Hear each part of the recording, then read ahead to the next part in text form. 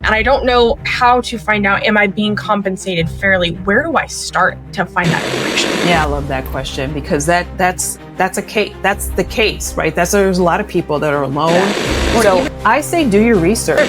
Start goodness for ChatGPT, right? We got Claude, we got all these AI tools at our resources that are free. Go on those resources. Be very, very intentional and specific about your role. So where is the beginning point of this gap? How does this even get started? How are we here? Because that is a question that I asked myself when I first started. And one of them, yes, it is. Men do ask for more. And we need to discuss my compensation. That's a hard conversation to have, because what if they fire me instead of paying me more because they can replace me for cheaper? And a lot of people, including myself, I thought it was illegal to have that conversation.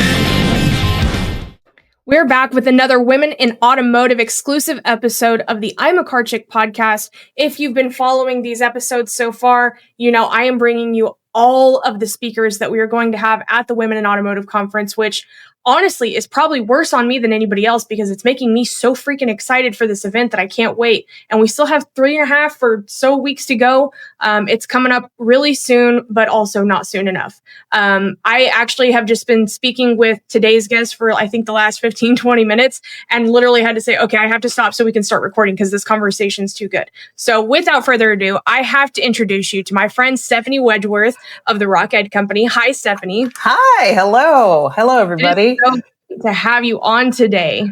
I am excited to be on today. So thank you for having me. Thank you for coming on. We were talking so much about everything that you're passionate about, all the cool passion projects you've had. But before we dive into those, I really want to make sure that we kind of talk a little bit about you, how you got with Rock Ed, how you got in the industry, and what led you to where you are now. Yeah, well, shoot, I've been in this industry for quite some time. I started in automotive in 2005, and I started my career with Ford Motor Company. I was doing experiential marketing for them for, 13, 14 years. I did everything from launching events to ride and drives to tours to auto show to training, dealership groups on EVs. So I've done a lot of automotive training in the world of Ford. And then I kind of transitioned into working for some other OEMs. I also did work for General Motors as well. And then started doing in-dealership training for Hyundai through GP Strategies. And then GP Strategies allowed me to, indirectly through LinkedIn, find Rock Ed. So I got a message on my DMs from my former boss, who was trying to hire me for talent. And she and I started talking and had a great conversation. And then she said, "Oh my gosh, I can't believe all the experience that you have. Are you looking for full-time work?" And she started telling me about Rock Ed and what they were doing. And I could not believe the direction they were going with their training. It was very similar to what I had been doing, but it was all app-based. So it was these micro learnings. It was basically like taking in-dealership training and shrinking it into these 2 to 3 minute bite-sized bits. And it really was going to help with retention and engagement and just be much more impactful. And I was intrigued and I was so excited. So I jumped on board with Rock Ed. Been with them for 4 years, creating dealer custom content, sales content, BDC content, service content, EV content, F&I content, all sorts of content for Rock Ed. It seems like such a perfect fit with the experience that you had and finding out, there's a company that offers this and it's app-based. Like it's kismet 100% that you guys found each other and seems like you're a perfect fit there. And you've been working on, so you were previously working with the dealer custom content, making custom content specific for the dealers, which is what we were talking about offline. If I could speak English today, that would be great. And now you're the director of sales content, which means that you're kind of more focused on the sales side of things, but you have an opportunity there to get really granular with things like we were talking about and offer some specific types of trainings and stuff like that. Will you tell us a little bit about that? Yeah. So it is a lot of fun, and it's very rewarding. And it's one of those things where, because I've been in the industry so long, and because I was able to be in dealership and training in dealership, you remember kind of what you saw and what was missing and what was lacking and where there's gaps and where there needs to be more help. So you're right. It was kind of like this perfect marriage to join the Rocket team and to kind of start developing content for sales. And then it also allowed me to tap into like resources, people that I would meet that I'm like, oh my God, this person was a sales phenom. Like they're selling like 40 cars a month or 60 cars a month. Like this is the perfect person to help me create how to sell 60 cars a month or how to do a great walk around. So yeah, it really did allow me to kind of use that knowledge that I had built all over over the years, and kind of take that into developing content that would be useful, engaging, and actionable. And one of the things that we do at Rocket is we're very intentional about. This episode is brought to you by Epic BDC, your #1 outsourced BDC solution. Check out more about Epic BDC by clicking the link in the show notes or visiting epicbdc.com. Using industry experts to kind of deliver the message. We find those people that have elevated the game, and they share their tips and tricks and hacks through us creating the content together. So right. It's been such a joy and so much fun. And like one of the things that I did right away when I joined with Rocket, because I remembered from my GP Strategies days working for Hyundai, I met a guy who was this incredible walk around champion. Like he had won the Hyundai walk around championship twice, $10,000, got a trip to Seoul, Korea. He was so phenomenal. And I remember watching his videos over and over and over. And I was like, wow, this guy is really nailing and doing things that I've never seen before. So it was so fun to be able to sit and create content with him on how to do an exceptional walk around. So that's kind of like an example of like how I do what I do and why I do what I do, and how I find people in the industry that are just really elevating how to sell a vehicle, how to close a deal, how to negotiate, how to overcome objections, what talk tracks to say, what word tracks do you need, how to talk about financing, how to talk if you're in the BDC to customers on the phone. So it's a lot of fun. It's really rewarding. And there's never an end to the amount of content that's needed in this world. Yeah. No, there isn't. And I'm curious though, because I know the audience is going to be curious too. Who was that gentleman with the walk-around? Jason Hearn. I've heard the name before. I don't think I've ever actually had a chance to meet him at an event, but definitely. He's amazing. He's out of a dealership in Myrtle Beach. Ooh, such a beautiful area too. I know. Yeah. So we haven't even gotten a chance to talk about your session at Women in Automotive, which is such a huge topic. So I don't want to get it wrong, so I am going to read it off. Power in the details, why women must share what we've always been told to keep quiet. That alone is a power statement. Like that's huge. And it can also cover a lot of things, but you've really narrowed into one topic. And one area that we as a culture have to work on, which is the gender pay gap. Which I told you when we were pre-recording that I've been in a business that is women-owned, women-led for the last 10 years. And I mean, gosh dang, I haven't been in the dealership for 9 years. And so like my awareness of that was so low because of that, but it's still out there and it's still happening. And where do we even start? Yeah, it is. It's tough. I mean, it's hard to believe that in 2025 that the pay equity is still a topic that we have to talk about. Like if you look back to like 1963, up until now, there's been a 25 cent, I believe it's 25 cent increase on the compensation variance. That's 62 years. And we've gained 25 cents. Like, Right. there's such a long way to go, and we aren't getting there fast enough at all. Like, forget a snail's pace. I don't even know what you call that. Like, that pace is just, Backwards. it is backwards. It really is. And that is kind of where this fire in me kind of started. It's like, when I saw that statistic, I'm like, wait, what? Like, how is that possible? And it's heartbreaking to me, because there's so many women that are head of households. They're single moms. They're breadwinners. We need our money. Like, and the fact that we're working just as hard, if not harder, because a lot of women have children and school and activities on top of their jobs that they're dealing with. I mean, why? Why is that? I mean, when I was thinking today when I was getting dressed, I thought to myself, okay, so hair, makeup, clothes.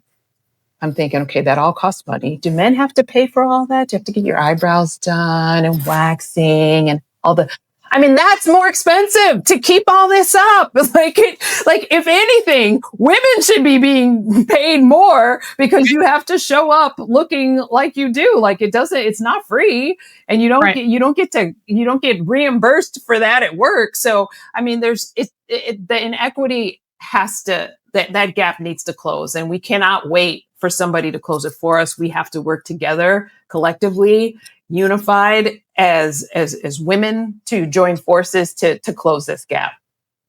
So let's say I'm a listener, and I'm curious right now. I work in a dealership. Maybe I'm the only person in my role. Maybe I'm the only BDC representative, so I don't have a coworker to kind of compare with, or I'm the social media manager. There's only one of me, or the marketing director, and I don't know how to find out, am I being compensated fairly? Where do I start to find that information? Yeah, I love that question, because that's a case. That's the case, right? There's a lot of people that are alone, or even if you're not alone, maybe you don't feel like you're in a safe space where you can go and talk to somebody about that. So I say, do your research. Thank goodness for ChatGPT, right? We got Claude, we got all these AI tools at our resources that are free. Go on those resources. Be very, very intentional and specific about your role.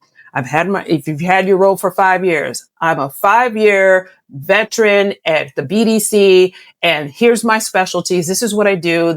And be as detailed as you can. If you know how much money you've brought into that company, to that dealership, say that. Be very, very, very specific, and then ask, what is a salary range for this role?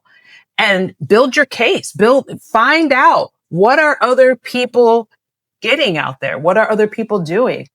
I like to say that it's almost like you're creating a salary circle, right? You can even go on LinkedIn and reach out to somebody else who's doing that exact same role, kind of chat them up, meet with them, and say, hey, I'm doing the same job. Would you be interested in having a conversation about salary? A lot of times when you're talking to somebody who's not within the company or the dealership that you're working in, they're more open to have that conversation than it is with somebody who's actually in the same dealership with you doing your same job. So 100% reach out to people on social networks, Facebook, Instagram, LinkedIn, whatever. Use ChatGPT, share your case. You could call somebody up and just say, hey, you know what? I just did this research. This is what I found. This is where I am. If you don't feel comfortable sharing with me, that's fine. But I just wanted to see. Did you know that there's a monthly newsletter where you can keep in touch with everything the I'm a Car Chick podcast is up to? There is. Check out the show notes below. And you can also follow us on all social media and stay in tune with whatever we're up to.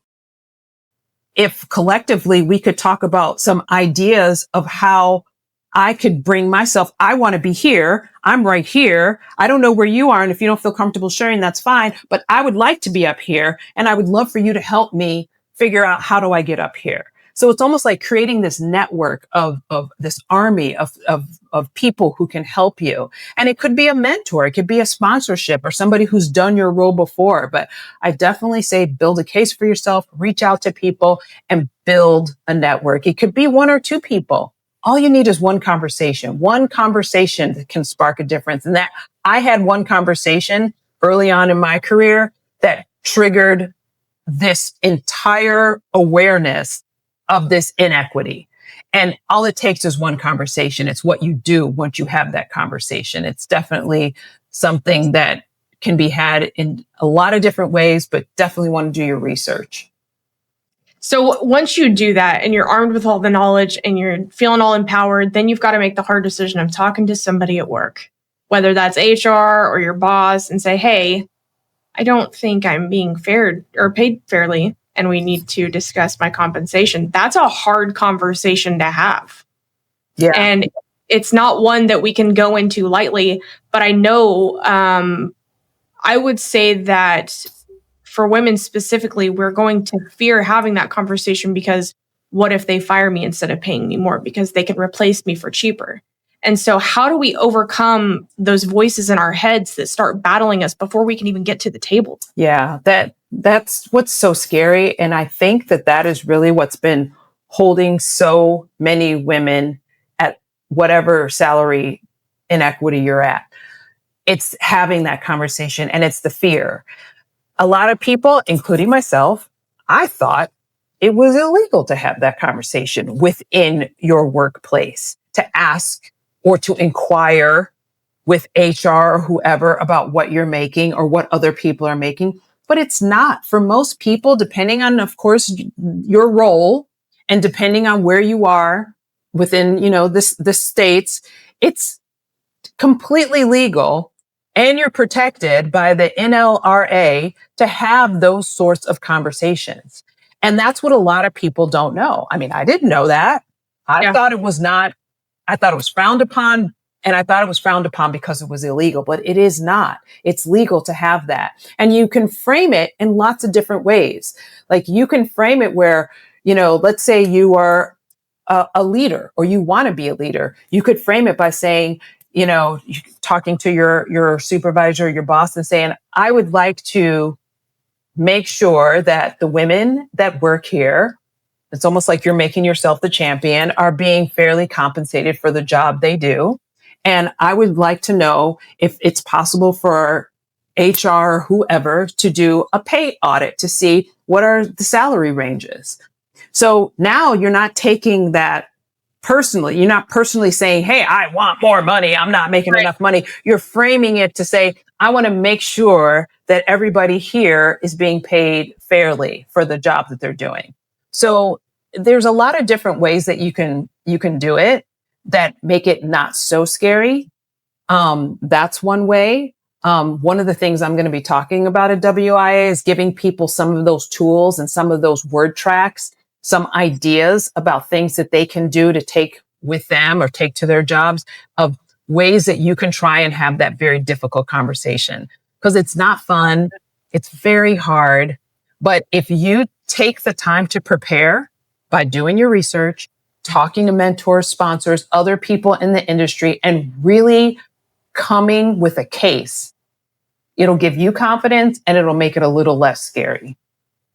So I want to discuss. We both know why it's important. I want to know what stems this. So where is the beginning point of this gap? Is it something that we're inadvertently taught in schools that men naturally speak up and ask for more than women do, or does it go back even further than grade school and parents teaching their daughters to stay in line and not make a fuss, or where how does this even get started? Like, do men just naturally ask for more money? Do they negotiate the first pencil? Like, how are we here?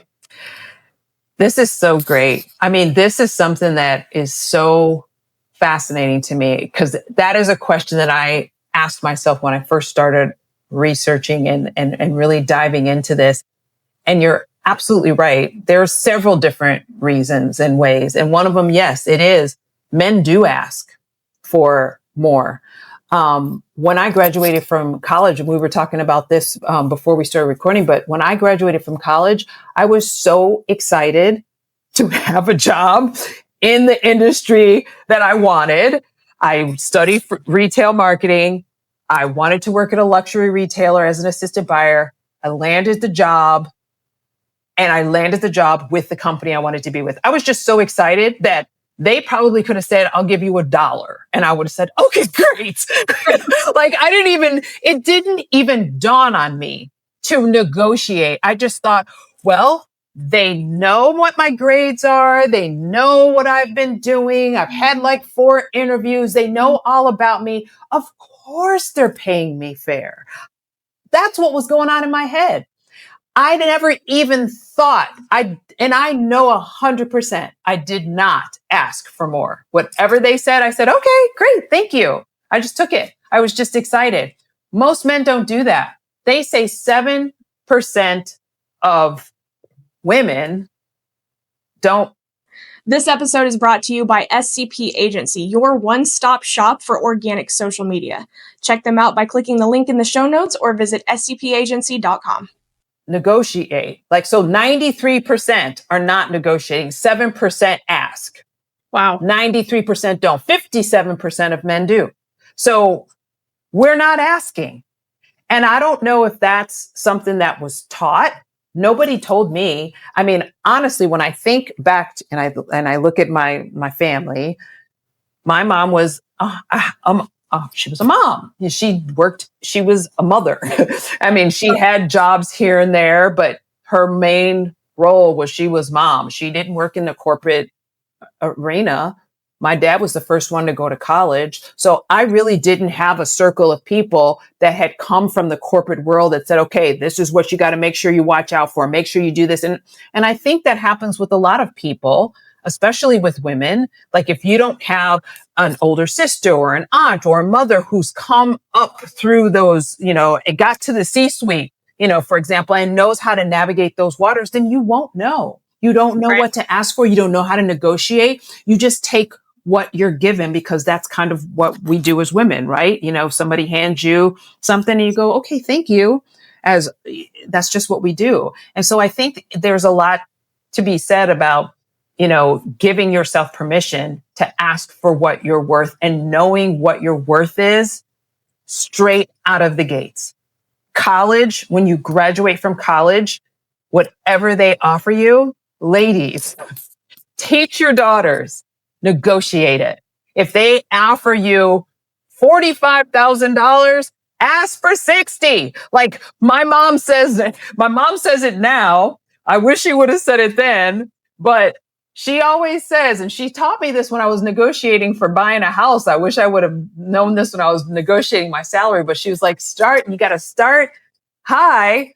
Cause then if you start too low, you have nowhere to go. That was her saying all the time. So it's like the same thing. Like women just have to give themselves permission to know your worth going in and don't assume that your resume, your experience, your accomplishments, your skills, your clubs that you were a member of when you were in college, that's going to speak for the amount of money that they're going to offer you, because that's not the case. And I guess maybe men are taught that and women aren't, but that's part of hopefully what will change is that narrative. Well, and I think about trying to find the stem or the, where this starts. And I think back to, and I don't know if your story is similar to mine or if you can relate to this at all, but being a teenage girl and remembering how myself and everybody around my age was so self-conscious or so, God, what's the right word? So hard on ourselves and so critical of everything that we do and feel like everybody's watching our every move, because if we make one step out of line, then everybody's going to talk about it. And so the know your worth part, which is wild because I have a tattoo that says know your worth. No way. Yeah. Oh my gosh. So having that, that part right there, we're newer to knowing our worth, because a lot of times it's somehow bred into us that our worth doesn't come until we're a wife and mom. Oh, yes. That is your worth, right? Yeah. Your worth and your place is giving birth and building a family. That's your worth in your place. Right. 100%. There was something I was involved in last month or earlier this month where a woman was asked a question about how to handle work-life balance, and I immediately just got so mad. I'm like, I can't stand when people ask women that question because they don't ask the men. Yeah. Why? Right. If men are parents too, as well as women, why are we not doing that? Like, why are we? We're shrinking the gap there, guys, or we're expanding the gap by only asking women that question. And it's, why aren't we asking men about their work-life balance? How do you balance being a father to your kids and a husband to your wife? Like, why do we only care? We're still doing it to this day. Like, I was asked at an event like 3 weeks ago in a women in automotive event, like where we were supposed to be celebrating women in automotive. And I'm like, you just set us back. Yeah. What are you doing? It's so true. And I tell you, if that was reversed, if men were the ones that took care of kids and then still had to work, that compensation for that sacrifice would be built into the salary. But why isn't it for women? Like I was saying earlier, like you gotta get all done up. Plus you gotta take care of your kids. You gotta help them with the homework. You gotta pick them up. You go to all these activities. Like, if anything, women should be paid extra for the work-life balance that they have to do. Like, it is unbelievable, especially now, like after COVID, when a lot of people can work from home, what women do now from home and their families is like unbelievable to me. Like the ability to get it all done in a 24-hour period at what sacrifice to your own mental health. It is really it's phenomenal what women can do. And you're absolutely right. Like, men don't get asked that question. And I think that expectation of what women are supposed to do, we still haven't really shaken it yet. And so women are expected to just stay home and take care of the kids and maintain the home because the man is the breadwinner. We still haven't shaken that mentality yet. So I think that, like you said, I think it does play into what you think your worth is. And another thing that I found really interesting and fascinating when I was doing a lot of research is that you've made it this far. And I have to say thank you so much for listening. Please be sure to rate the show, whether you're listening on Apple Podcasts or Spotify, subscribe on YouTube, and of course on all social media channels. Light it up. When women apply for jobs, women are looking to see, are they a perfect match for that role? Do I check every single solitary box? And if I don't, then they won't even apply for the job. But men, there's 20 things here. I can do at least 2 or 3 of those. I'm good.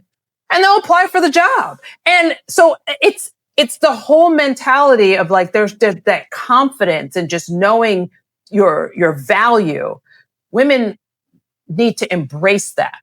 And we really need to, and it's not just embracing it, but what makes it hard to embrace it, and I fight with this a lot, is you embrace it, but then when it's not reciprocated, like if you're working for a job and you ask for more money and you say, okay, here's all the things that I've accomplished. Here's all the value that I bring to this organization, but you're still told no. I guess as women, what we do is we have to work on not letting that devalue our worth. Right. If you ask and you're told no, then maybe you're not in the right place. But don't take that upon yourself to say, oh, well, I'm just not worthy. Yes, you're worthy. You're just not in the right place. And I think that's one thing that men do very well that women don't do. Men are very confident in knowing their value and their worth and what they bring. And if you don't like what I'm bringing and you won't give me what I feel is fair, then I'll move on to company B. Whereas women are more loyal and, they're like, oh, well, I've been here for 6 years and I've done this and I've accomplished so much. And they're much more loyal than men will just like, okay, well, hey, I'm going over here because, and honestly, that's what women need to embrace more. I mean, when you look at the numbers, if you stay at a job longer than like 4 years, you're losing money because every time you move to a new position, you're going to make 30 to 50% more than what you're currently making. If you stay at your current role, what are you going to get? 3% raise every year? Like, what's that? Like, just imagine every 4 years. A friend of mine told me this decades ago. And I was like, and it was something that I brought up to her because I said, why do you keep, like, every 3 or 4 years? I'm like, I can't keep up with where you are. Like, you're constantly moving. She was like, oh, girl, I am moving up. That's why she kept moving, because she's like, every 3 to 4 years, she would move up because she was getting salary bumps. And then she would also follow a boss. That's another thing women can do, is like, when you have a boss that is like getting promoted and they're going off to another company, go with them. If they wanted you to go with them, go with them. Like, that is how you instantaneously give yourself a compensation push up, is switching companies. It's true. I think the reason we're more willing to stay at a place that doesn't see our values is I think that there's more loyalty in our blood. Yes. Our superpower is that we build relationships. And so it almost feels personal when we have to do that. But what we're not even realizing is that it's hurting us in the long run. Oh, yes. Yes. I mean, there's some when you add up the amount of money with the pay equity gap the way it is, that lifetime loss can be anywhere from $400,000 to $1 million of lifetime loss. I mean, that is money that could be spent on your children, on your retirement, on your great vacation, on a beautiful home. Like, that loss is tremendous to women. And that's what we have to fix. And you're 100% right. Women, I mean, you're loyal. You've built a relationship, and it's scary to move, right? You don't know, is the grass really greener over there? Maybe it's not, but you know what? That's okay. That is okay. Because once you've moved and you get that 30, 40, 50% more, now if you knew another move, now that's 30, 40, 50% more again. So it's okay to take those chances and take those risks. And we have to be comfortable doing that and confident doing it. It's such an important place to start. And I don't want you to have to give away too much of your session, because I want to leave a little teaser for the audience that they're there. But this is such a huge topic. And, I'm disappointed in myself that I didn't know this was such a problem still, just living in my own little bubble. But it's a good conversation that we need to be having, and empowering these other women to have these conversations and educating them on how to find the resources. So I'm so grateful that you've poured so much time and energy into this and are making this available to the audience at Women in Automotive. I think it's probably one of the most important sessions they're going to hear, because it's going to just keep benefiting them over and over again. Well, thank you. I'm so grateful to you for shedding light on it. And I am really excited for this session. I'm really excited to hear people's reaction to it. Like, as I was been researching it and designing, and I keep thinking, I'm like, oh boy, this is going to be quite the conversation. It's going to be one of those things where some people may agree and some people don't agree. But the one thing I think everybody can agree on is the data. And the data shows that pay inequity gap is there. It's real. It's not shrinking. And we have to work at making it better for not just ourselves, but for the women coming up behind us. Yeah. Absolutely. 100%. You are absolutely blazing a trail, and I'm loving following it. Absolutely. If anybody wants to connect with you ahead of Women in Automotive, or just, reach out and chat with you, what's the best way to connect with you? Oh, LinkedIn is like a great way to connect. So yeah, hit me up on LinkedIn. I'm very active on there. I love responding to people, and I love hearing people's stories and answering questions, and just building a network and a community. Absolutely. Audience, if you haven't purchased your ticket for Women in Automotive yet, to come see Stephanie and speakers like her and hear these amazing messages, go to womeninautomotive.com to get your ticket now. And remember to use code CARCHICK25, all one word, no spaces, CARCHICK25, and make sure that you get your discount and be there, because guys, I'm telling you, this is the event that you do not want to miss. So Stephanie, thank you again so much for being here. I can't wait to see you in August. This cannot come soon enough. Thank you. Thank you so much for having me. This was such a joy. Thank you. Audience, be sure to connect with Stephanie on LinkedIn and check out what we've got coming up.